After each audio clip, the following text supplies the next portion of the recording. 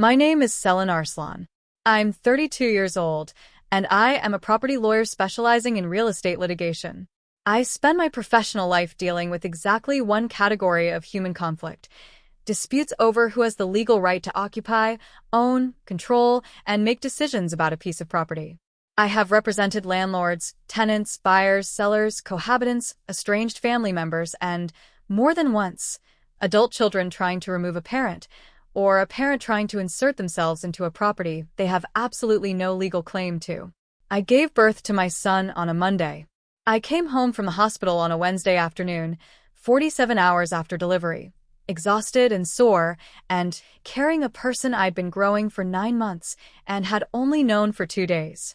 I walked through the front door of my own home to find that my mother-in-law, Fatma, had, while I was in the hospital, moved her belongings into our master bedroom, relocated my belongings to the guest room, arranged her own kitchen items in our cabinets, and had a small adhesive nameplate placed on our mailbox bearing the name Fatma Demir alongside our own names.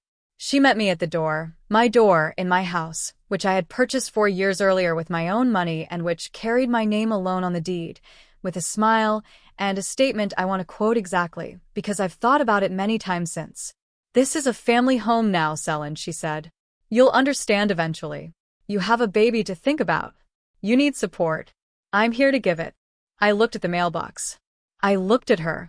I looked at my husband Emre, standing slightly behind her with the expression of a man who had agreed to something he didn't fully think through and was beginning to understand that.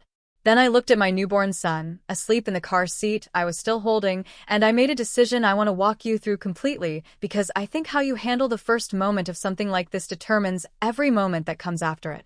I said, very calmly, "Let's get the baby settled. Then you and I are going to have a real conversation, Fatma." Before I tell you what happened next, subscribe right now if you want more stories like this, because I post twice a day, every single day, and I promise you the next one is just as good.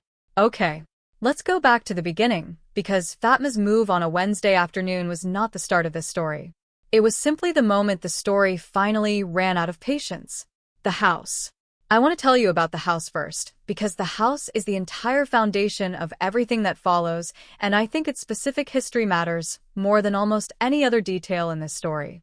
I bought the house 4 years ago, 2 years before I married Emre, using money I'd saved over 7 years of working as a property lawyer, a down payment funded entirely by my own income from a career I'd built entirely independently, starting from nothing except a law degree and the specific, grinding work ethic of someone who grew up watching her own parents lose a business to a property dispute they didn't have the legal knowledge to fight.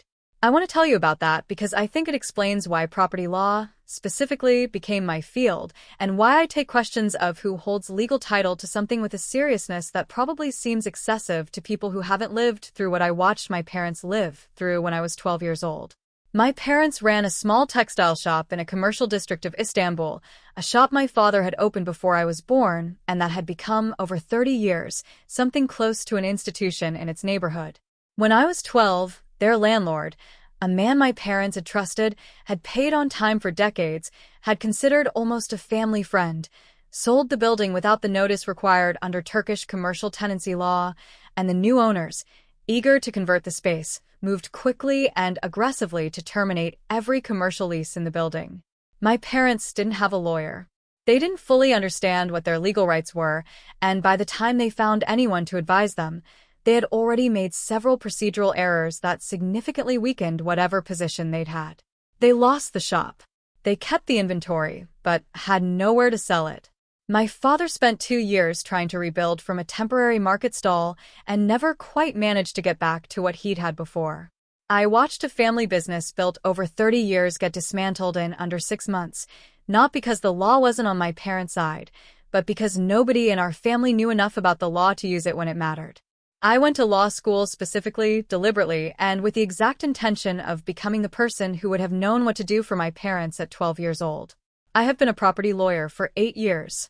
I understand real estate law the way some people understand their own bodies, fluently, instinctively, with a depth of knowledge that lets me read a situation and immediately understand the full legal shape of it before most other people have even registered that a situation exists.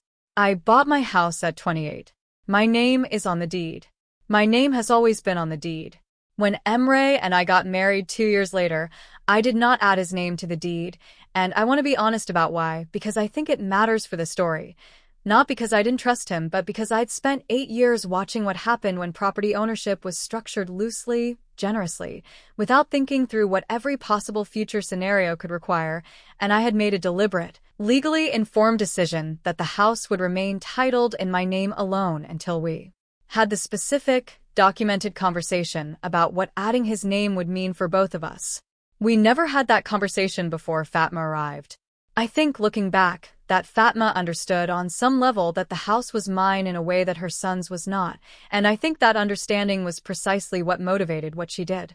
Emre and Fatma. I want to be fair to Emre before I go further, because I think he is genuinely, in most respects, a good person who made a very bad decision by agreeing to something his mother proposed without consulting me, and I don't think the story is interesting or honest if I pretend he's simply a villain who enabled everything that followed. He's not. He's a man who loves his mother, who has his entire adult life, found it genuinely difficult to say no to her directly, and who made the catastrophic mistake of agreeing to something in a moment of emotional pressure without fully thinking through what yes would actually mean in practice. Fatma is 63 years old, widowed 6 years ago, and has spent the time since her husband's death gradually, methodically, making herself more central to Emre's life in ways that had, before our son's birth, mostly expressed themselves in familiar, low-grade forms. The daily phone calls, the opinions about our furniture, the specific way she talked about her home, as though she were describing somewhere she'd eventually be a permanent resident rather than an occasional visitor. I want to give you one specific example of Fatma before the birth, because I think it illustrates her particular style of boundary testing better than any general description could. About a year into our marriage, Fatma visited for 2 weeks in the summer, a visit that had been specifically discussed and agreed upon as 2 weeks. At the end of week 2, she mentioned, completely in passing, to Emre rather than to me, that she'd been thinking about staying a bit longer, just another week or two, as though the extension were simply a scheduling question rather than a decision that required explicit consent from the person who owned the house. Emre told her, apologetically, that we had plans the following weekend that made that difficult. She extended anyway for 5 days, citing a flight that was hard to change at short notice. I said nothing at the time because 5 days felt like a battle not worth fighting. I want to be honest that I had, by then, already developed the specific, resigned strategy that many women in my situation develop. Pick which hills are worth dying on, and let the smaller encroachments pass, because challenging every single one creates a permanent state of domestic warfare that exhausts everyone and resolves nothing. What I didn't fully reckon with, then, was that someone like Fatma doesn't actually experience that strategy as tolerance. She experiences it as confirmation. Every boundary that's not actively defended becomes, in her accounting, a boundary that doesn't actually exist. The pregnancy and what Fatma proposed. When I got pregnant, Fatma's investment in our household immediately intensified in ways that felt, at the time, like a grandmother's natural excitement rather than the early stages of a campaign. She called more often. She sent more advice, more opinions, more links to articles about nursery arrangements and feeding schedules. She began referring to our baby consistently as my baby, a grammatical choice I noted and let pass because I understood intellectually that grandparents often do this. What I didn't know, until 3 days before I went into labor, was that Fatma and Emre had been having a separate, parallel conversation, one I wasn't part of, about Fatma's living situation. She had been renting an apartment about 45 minutes from our house, and the lease on that apartment was coming up for renewal at a rent increase she found significant. She had apparently raised, with Emre, the idea of helping out after the baby came in a way that didn't require a 45-minute commute, and Emre, exhausted from third trimester preparations and emotionally susceptible to his mother's particular framing of herself as someone who had nobody else, had agreed, without telling me, that she could stay for a while after the birth. I want to be precise about what, without telling me, actually meant in this context. It wasn't that Emre had forgotten to mention it. It was that he knew, clearly, that the conversation he needed to have with me about it was one he hadn't yet found the courage to have, and he had apparently decided, somewhere in the last weeks of my pregnancy, that the post-birth period, when I would presumably be exhausted and grateful for any available support, was a better time to introduce the arrangement than before, when I might simply say no and have the energy to hold the line. I went into labor before that conversation ever happened, and Fatma, given that Emre was with me at the hospital, made her move. Wednesday afternoon. I want to walk through the specific things Fatma had done while I was in the hospital, because the specifics tell you everything about whether this was spontaneous enthusiasm or something that had been planned and prepared for in advance. She had not simply moved her suitcase into our guest room. She had moved her clothing, several weeks' worth, into what had been our master bedroom. She had moved my clothing, my cosmetics, my bedside books, and several items from my nightstand into the guest room, which had been reorganized to accommodate this repositioning.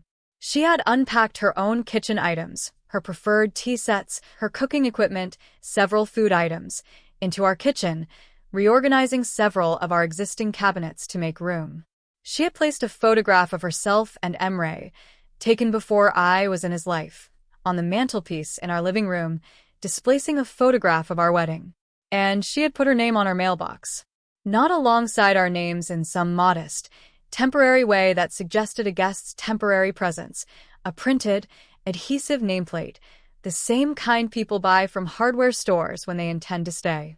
I want every single person watching this to comment below and tell me what they think their first emotion would be in that exact moment, standing at their own front door, 47 hours postpartum, looking at someone else's name on their mailbox. Because I want to know, genuinely, whether most people's first reaction would be rage, or hurt, or disbelief, or something else, because my first reaction was none of those things. My first reaction was something so purely professional, it almost scared me.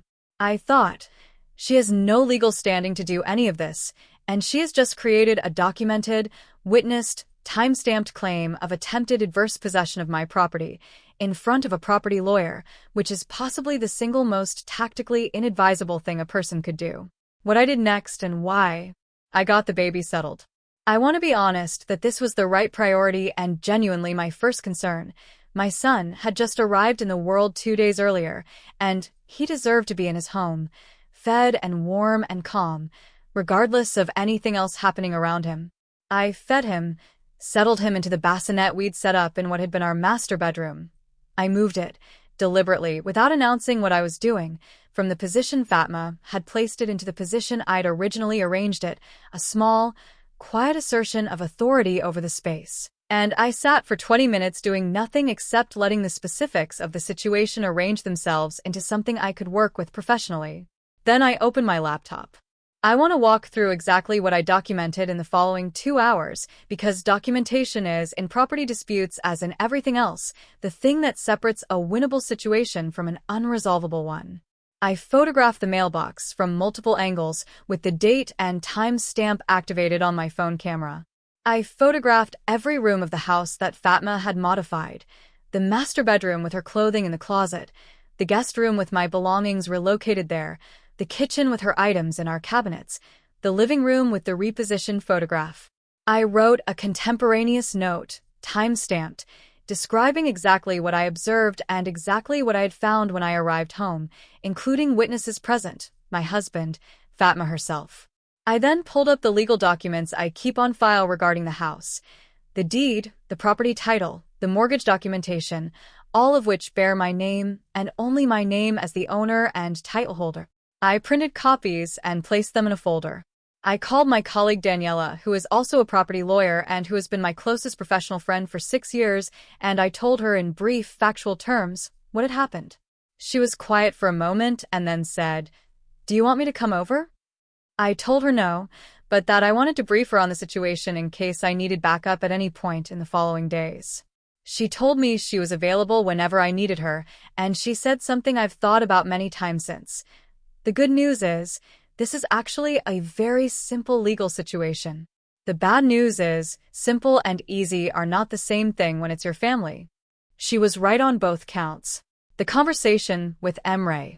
I want to tell you about the conversation with Emre first, separately from the conversation with Fatma, because they were fundamentally different conversations requiring fundamentally different approaches, and I think conflating them would misrepresent what actually happened. I waited until the baby was settled for the evening, and then I asked Emre to come outside with me onto the back deck, away from Fatma, who was occupying the kitchen with the proprietary ease that I was, at that point, working very hard not to react to visibly.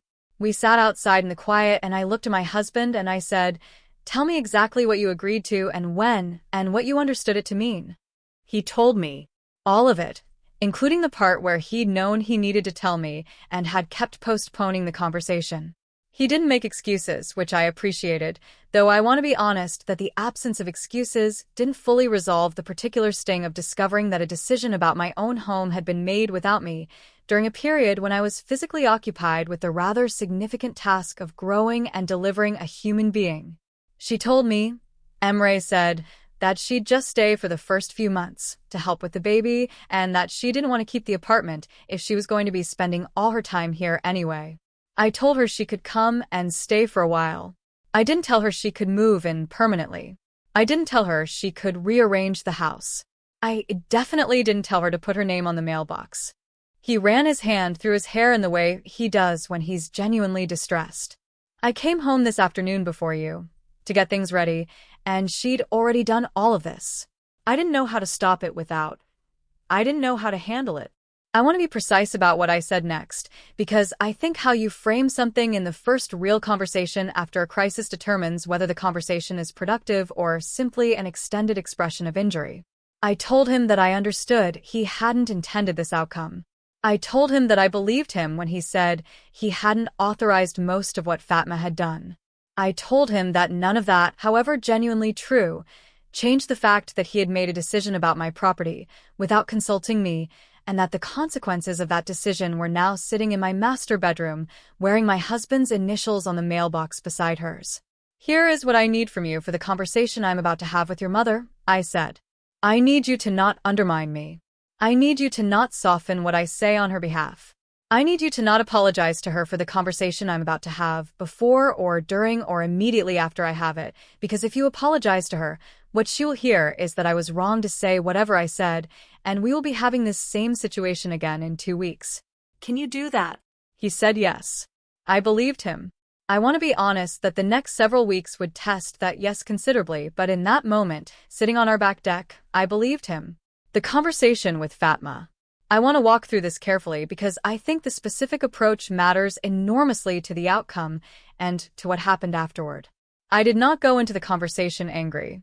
I want to be honest that I felt anger, a quiet, cold, very specific anger of the kind that comes from having something you worked very hard for treated as though it belongs, by some natural right, to someone else. But I understood, professionally, that expressing that anger openly would give Fatma exactly the kind of emotional ammunition she would use to reframe the entire situation as me being hostile, or unwelcoming, or unwilling to accept help.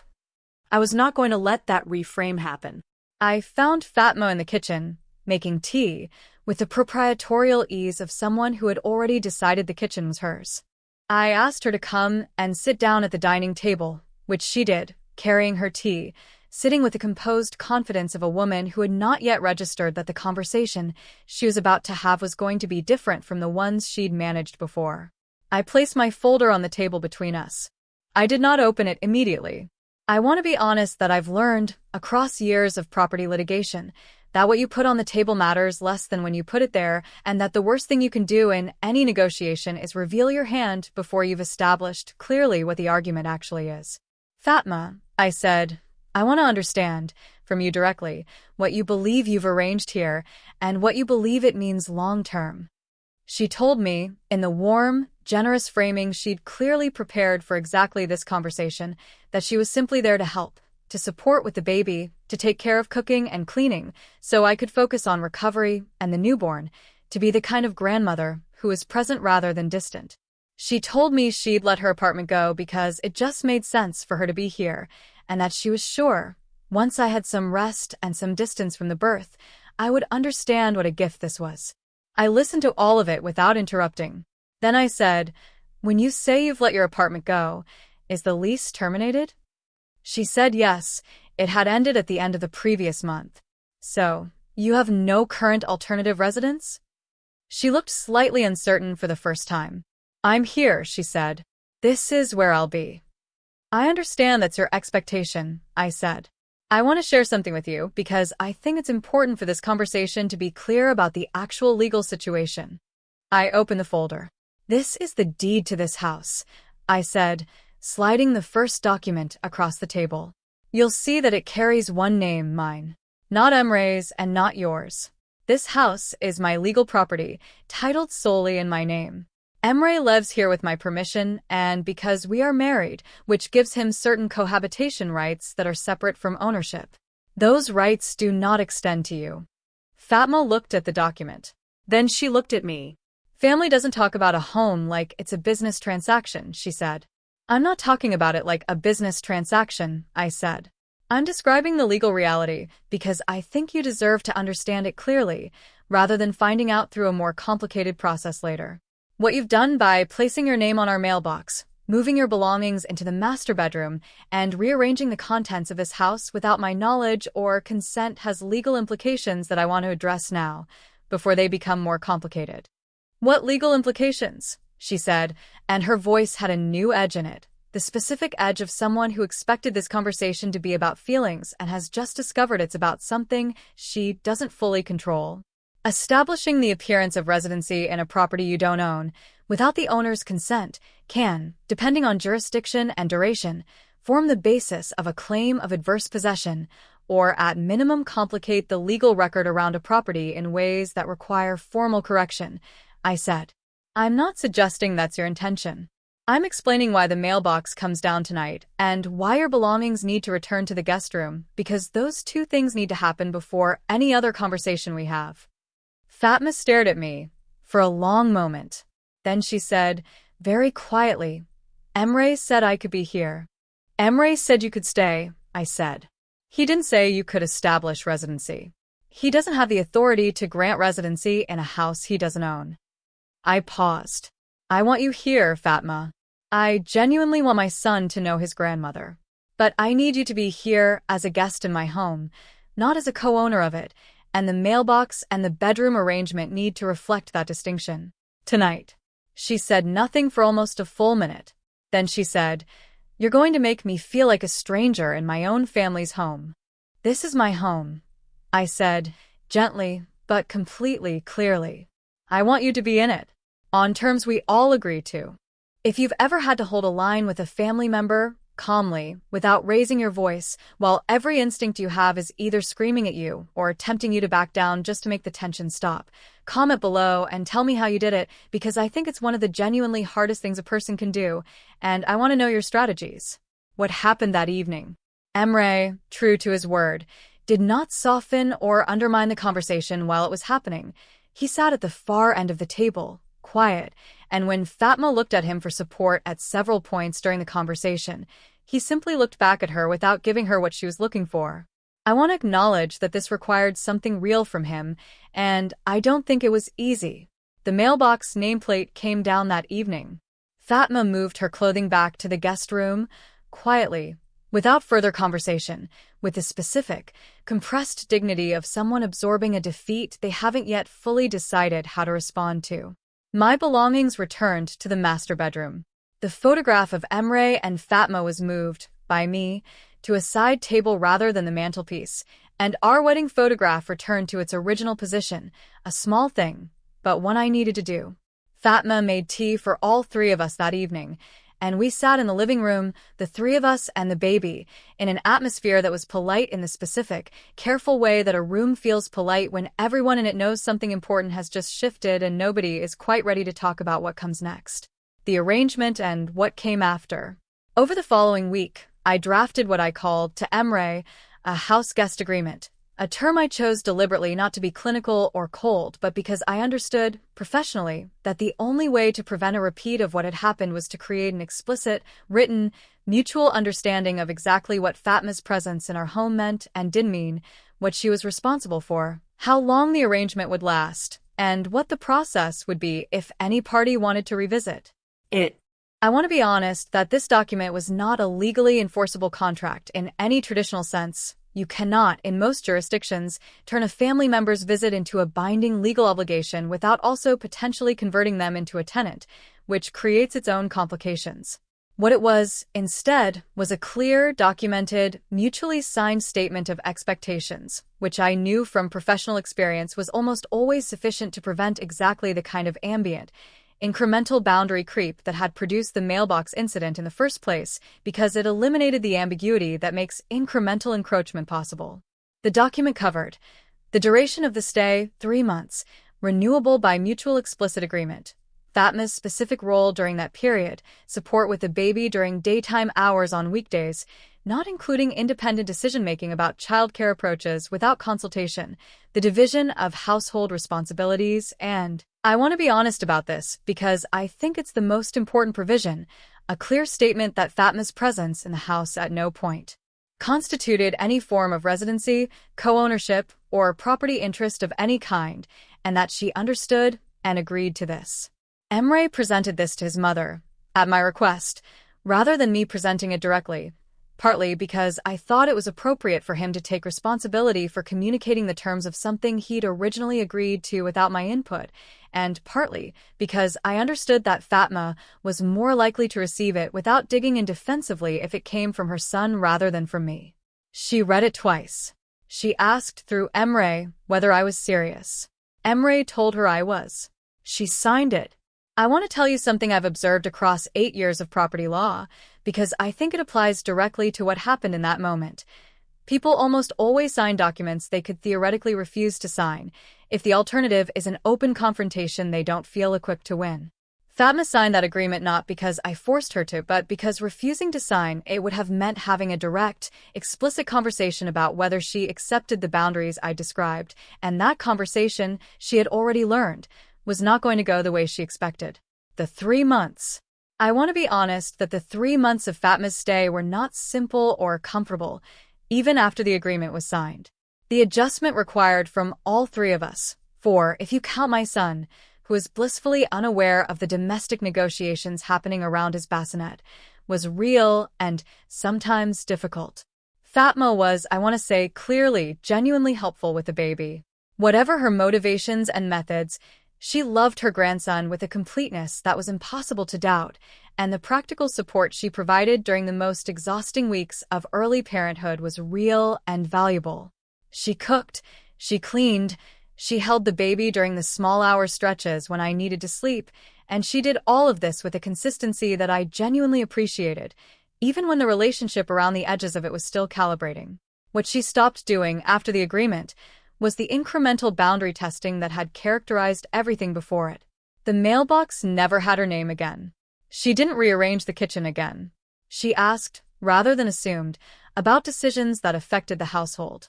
It was an instant, and there were moments across those 3 months that required me to simply, quietly, point back to what had been agreed, but she held to the agreement in the ways that mattered, and I think some part of her understood, even if she never said so directly, that the alternative was a conversation she didn't want to have again. There was one specific incident about 6 weeks in that I want to tell you about because I think it captures the actual texture of what those 3 months were like more accurately than any general description could. I came downstairs one morning to find Fatma on the phone with someone. I couldn't hear the full conversation, but I caught enough to understand she was describing the house as our place to whoever was on the other end. I said nothing in that moment. Later that day, during a quiet period while the baby slept, I sat with Fatma in the living room and said, very calmly, I heard you describe the house as our place on the phone this morning. I want to check in about how you're thinking about the arrangement. She looked at me for a moment, and then she said something that surprised me, because it was more honest than anything she'd said before. I know it's your house, she said. I know. It's hard to be somewhere and feel like a guest when it's your own son's home. I understand that, I said. And I meant it genuinely. I hope over time it feels less like being a guest and more like being family. But family and ownership aren't the same thing, and I think if we can keep that distinction clear, the rest of it gets easier. She nodded. And I think that was, in its way, the closest we came in those 3 months to an honest conversation about what was actually difficult for her about the situation. Not the rules themselves, but the feeling underneath them, the fear that being legally defined as a guest in her son's home meant she was less essential to the family than she needed to be. I want to drop a question here because I genuinely want to know your answer. Do you think Fatma knew exactly what she was doing when she moved her name onto that mailbox? Or do you think some part of her genuinely believed she was simply taking care of her family in the way she understood taking care to look? Comment below, because I think people are genuinely divided on this and I've gone back and forth on it myself. Where things are now, it has been 8 months since that Wednesday afternoon.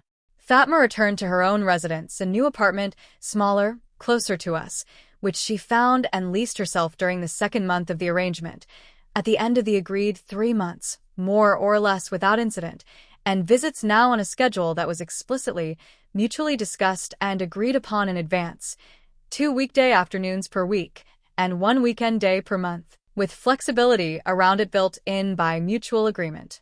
It is not a warm, uncomplicated relationship. I want to be honest about that because I think the clean resolution version of this story, where the legal clarity produces instant respect and everything becomes genuinely easy, isn't quite true to how these things actually work in practice. What we have instead is something that I think is, in its own imperfect way, more honest, a relationship with clearly defined terms that both parties understand and actually follow, which creates, if not warmth, at least functional mutual respect.